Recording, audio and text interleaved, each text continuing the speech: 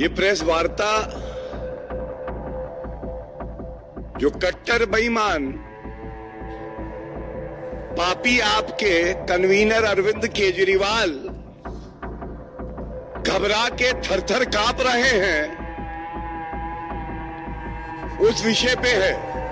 और इस मंच से आज जो जनता के सवाल हम उठाने जा रहे हैं, हमें यकीन है कि कट्टर बेईमान अरविंद केजरीवाल एक शब्द उत्तर नहीं देंगे। और ऐसा क्यों है मैं आपको बताता हूं। जांच एजेंसियां आज बाज बनके ईमानदारी से भ्रष्टाचारियों को काट रही हैं, उनसे जनता की जो गाड़ी कमाई है उसका हिसाब मांग रही हैं। लेकिन कट्टर बेईमान अरविंद केजरीवाल जो कभी ये कहते थे कि भारत से भ्रष्टाचार को खत्म करना है, ये दीमक है। आज भारतीय राजनीति का वो भ्रष्टाचारी दीमक बन गए हैं,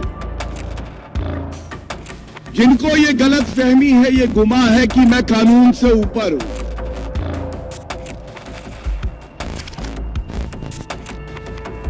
ये कहना गलत नहीं होगा। अरविंद केजरीवाल घबराए हैं, इसलिए मन ही मन कह रहे हैं, लागा चुनरी में दाग छुपाऊं कैसे, किया है भ्रष्टाचार ईडी के पास जाऊं कैसे।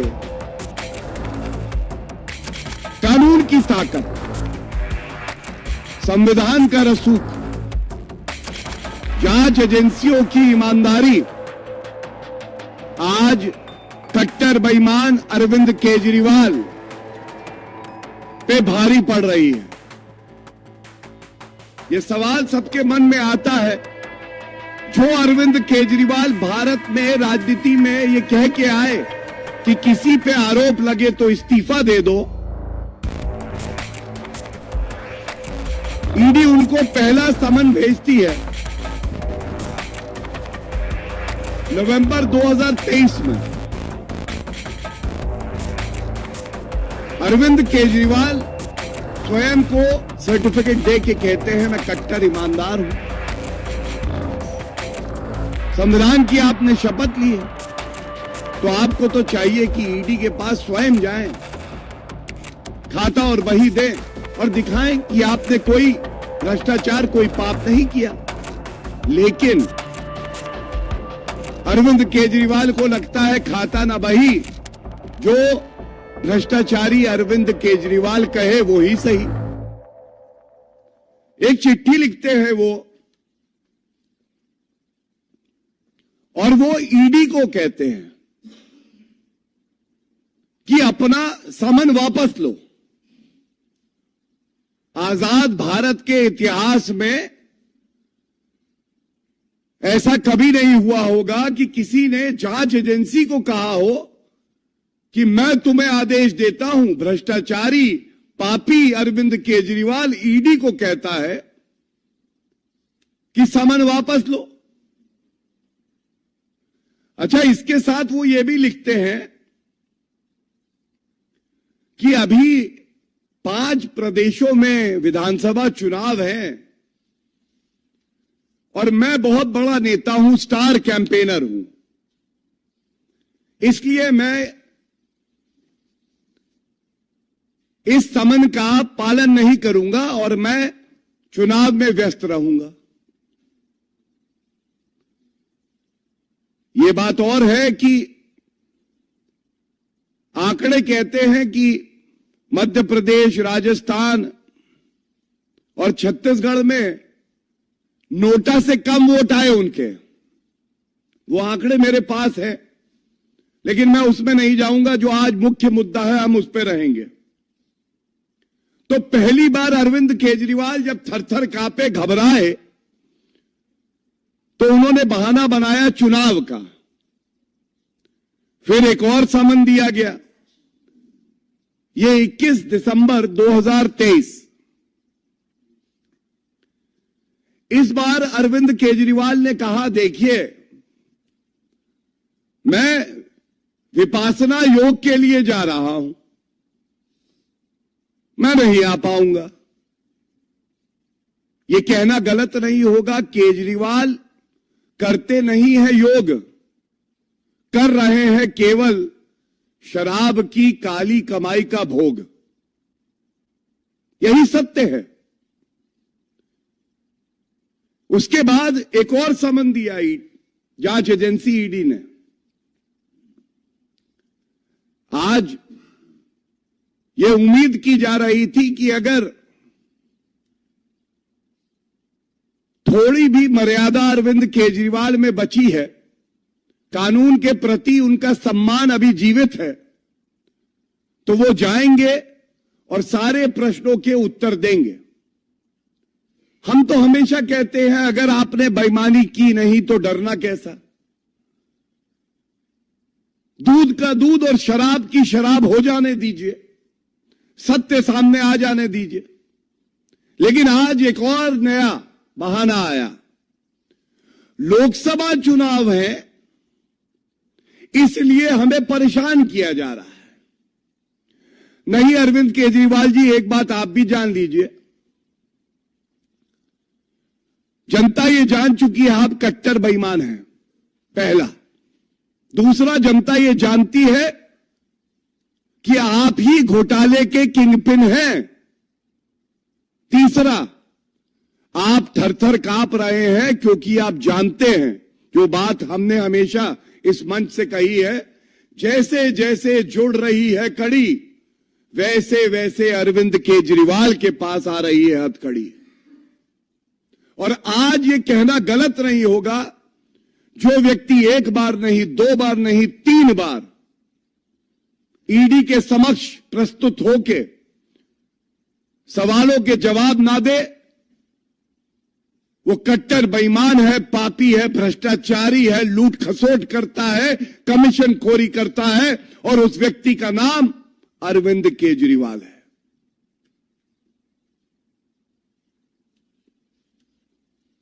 It would not be wrong to say that Mr. Arvind Kejriwal today is afraid because he knows that his arrest is imminent. He is aware that he is the kingpin, and having no answers, he is trying to evade the process of law. Mr. Arvind Kejriwal, you are not above the law of the country.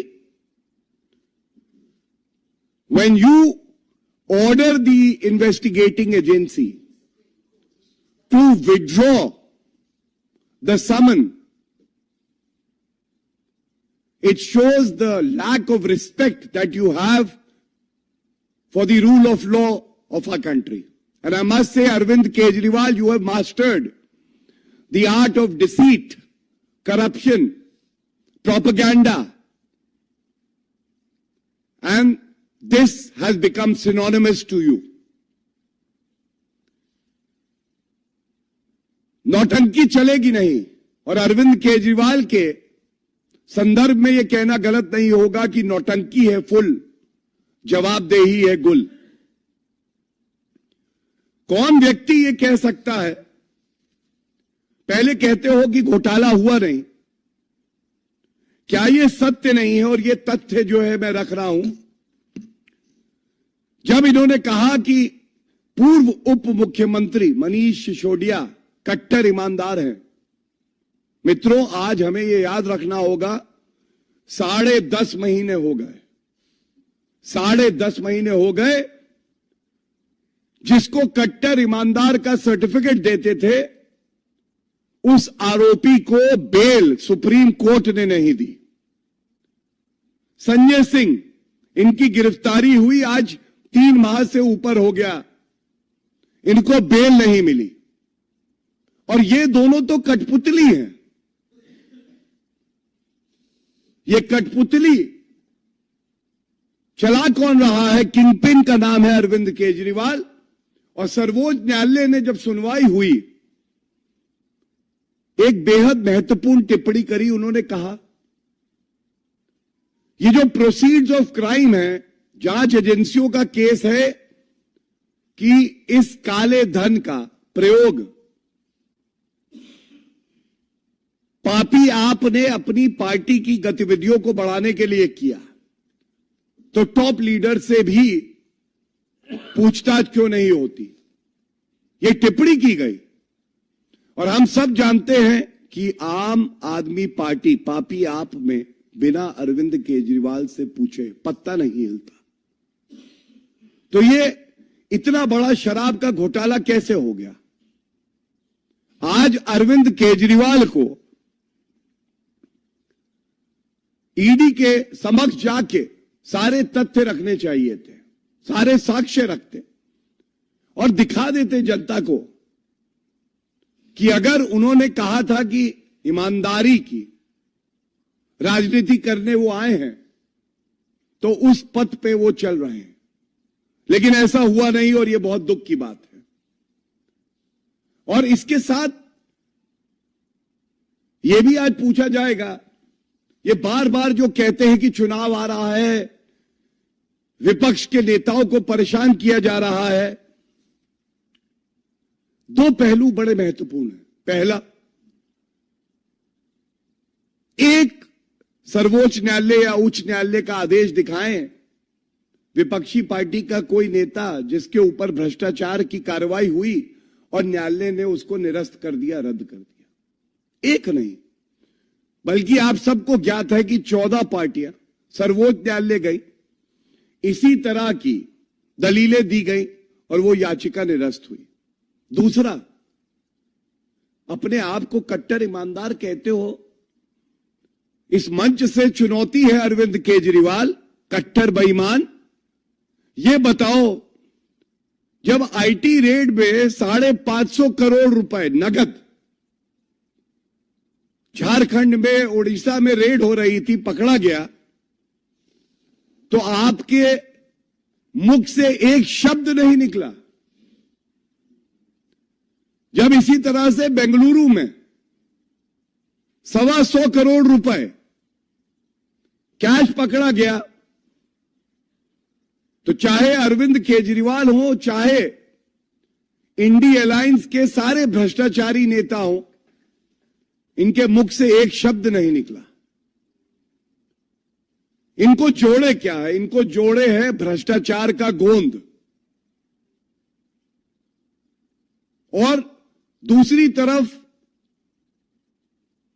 आदरणीय प्रधानमंत्री जी के नेतृत्व में केंद्र की सरकार है जिसका मकसद है जीरो टॉलरेंस फॉर करप्शन, कोई भ्रष्टाचारी बचने ना पाए।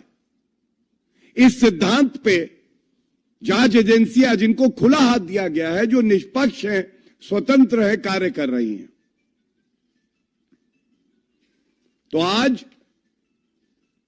इस मंच से कोई उम्मीद बाकी नहीं है कि अरविंद केजरीवाल अपनी चुप्पी तोड़ेंगे, एक शब्द बोलेंगे, जांच एजेंसियों के साथ सहयोग करेंगे, लेकिन फिर भी अपने कर्तव्य का निर्वाह करते हुए हम लोग ये मुद्दा उठा रहे हैं। और अपनी बात को विराम दूंगा केवल एक बात और जोड़ के, अगर किसी भी व्यक्ति को, किसी नागरिक को भारत में लगता है कि उसको जांच एजेंसियां राजनीतिक द्वेष से प्रताड़ित कर रही हैं, तो वो न्यायालय जाता है। आप सबको पता है, 1 साल से ज्यादा की अवधि हो गई, जांच चल रही है, चार्जशीट फाइल हुई, अरेस्ट हुए।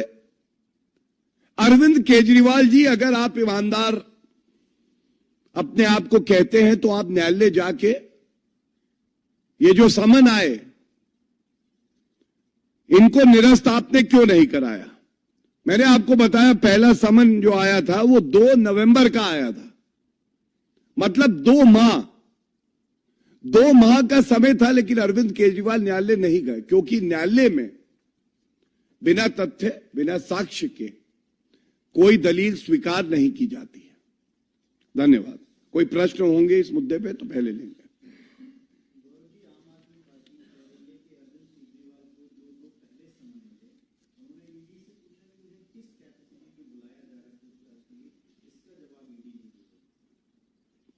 देखिए, मेरे पास वो पत्र है, धन्यवाद आपने ये प्रश्न पूछा।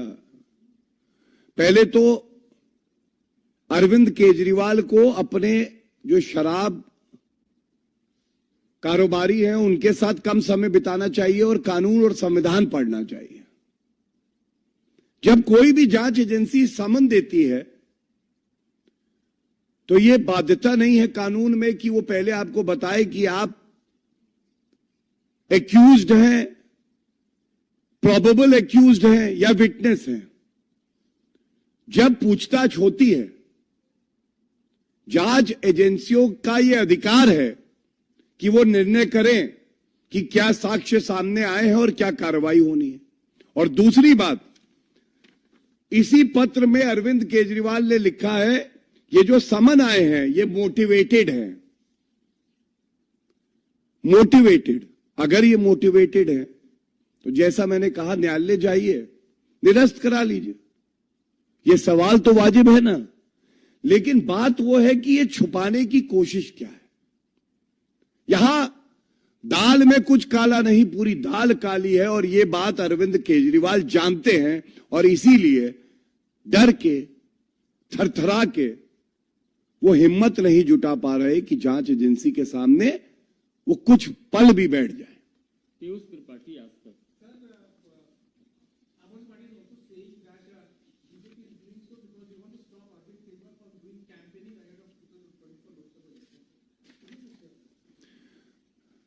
पहला सिद्धांत, जांच एजेंसी जब जांच करती हैं तो जांच एजेंसी कोई चुनाव का जो शेड्यूल होता है वो सामने लेके बैठती नहीं है। जांच चलती रहती है, वो एक इंडिपेंडेंट प्रक्रिया है। लेकिन क्योंकि आपने सवाल उठाया और हम लोग तैयारी से आते हैं, यही हमारी खूबी है, तो ये तथ्य मैं आपके सामने रख देता हूं।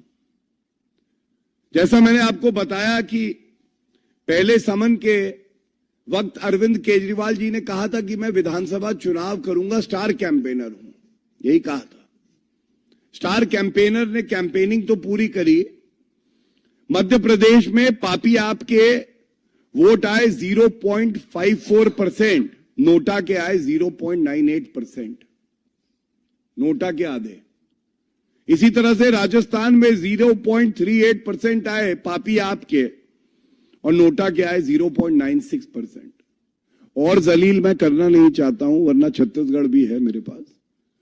मैं केवल एक बात बताऊंगा, चुनाव लोकतंत्र की नींव है, लेकिन जनता के मन में यह बात है कि जो व्यक्ति चुनाव के दौरान मेरे पास मेरा वोट मांगने आए उसमें इतना दमखम, इतनी ईमानदारी हो कि वो जांच एजेंसी के पास जाके सामने बैठ के जो प्रश्न है हमारी गाड़ी कमाई के बारे में उस पर उत्तर दे।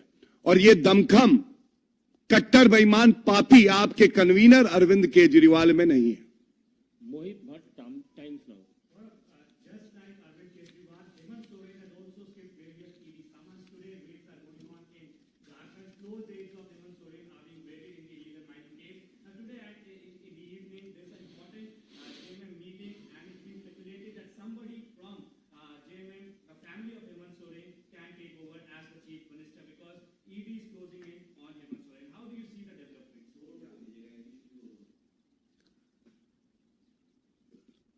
First in English, we all know our revered leader, the tallest leader in the world, Shri Narendra Modi ji has always said, there are three vices that have to be eradicated from Indian politics. The three vices are dynasty over merit. Second, corruption. Third, communal politics. And your question pertains to two of them. Hemant Soren evading these summons clearly reveals the same mindset that I have just discussed in the case of Arvind Kejriwal. That first you loot, you indulge in corruption, and then when questions are asked, when you are made accountable for your misdeeds, corruption, you evade the summons. And as media is reporting they are preparing for the consequences of an arrest that could be made by the investigating agency. It is under the domain of the investigating agency's purview. But who have they selected? Again, from their own family. These are all media speculations.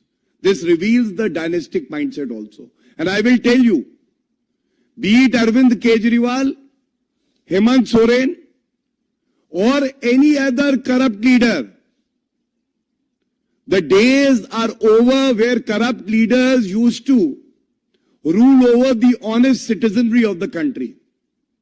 The only place for the corrupt leaders is behind bars, and it is a firm resolve that every corrupt leader will be punished as per law and will have to face the consequences of the misdeeds and the corruption that they have indulged in.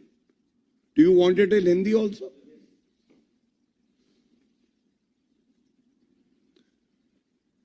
देखिए, इस प्रश्न पे आप याद करिए, Bharatiya Janata party और आदरणीय प्रधानमंत्री श्री नरेंद्र मोदी जी ने हमेशा एक बात कही, ये जो इंडी अलायंस है, ये पर्याय है भ्रष्टाचार का। सारे लीडर या तो जेल में या बेल पे,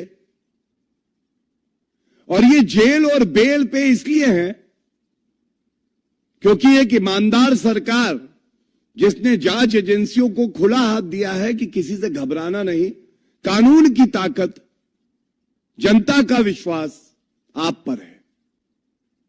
चाहे हेमंत सोरेन हो और चाहे अरविंद केजरीवाल हो, ये लूट खसोट करने में, भ्रष्टाचार करने में कभी नहीं घबराते। घबराते ये तब हैं जब जांच एजेंसियां इन्हें समन देती हैं। जो बात अरविंद केजरीवाल के लिए कही, वही बात हेमंत सोरेन पे भी लागू होती है कि अगर छुपाने के लिए कुछ है नहीं, अगर भ्रष्टाचार किया नहीं, तो बार बार तुम्हें समन्स दिए जा रहे हैं, क्यों नहीं चले जाते हो? पूछताछ हो जाने दो।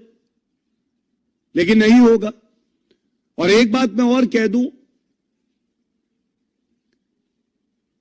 3 ऐसे मसले हैं जिस पे हमने प्रहार करने का संकल्प लिया है। पहला, भ्रष्टाचार को खत्म करना है भारत से। दूसरा, योग्यता ऊपर रहेगी और वंशवाद को खत्म करना है।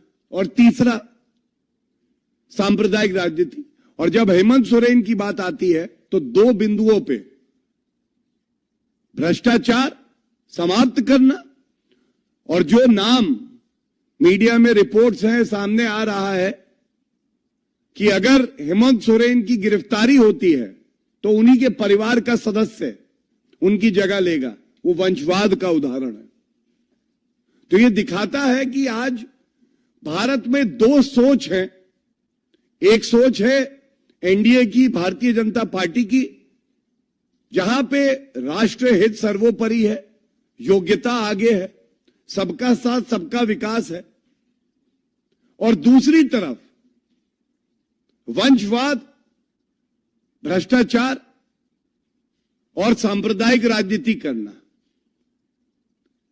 और इतना ही कहेंगे हम पूरे यकीन से, कोई भ्रष्टाचारी कानून से ऊपर नहीं है और कोई भ्रष्टाचारी बचेगा नहीं। जिसने भ्रष्टाचार किया है वो जेल की सलाखों के पीछे होगा, चाहे वो कितने बहाने बनाए, उसकी सही जगह, उपयुक्त स्थान केवल जेल की सलाखों के पीछे होना है।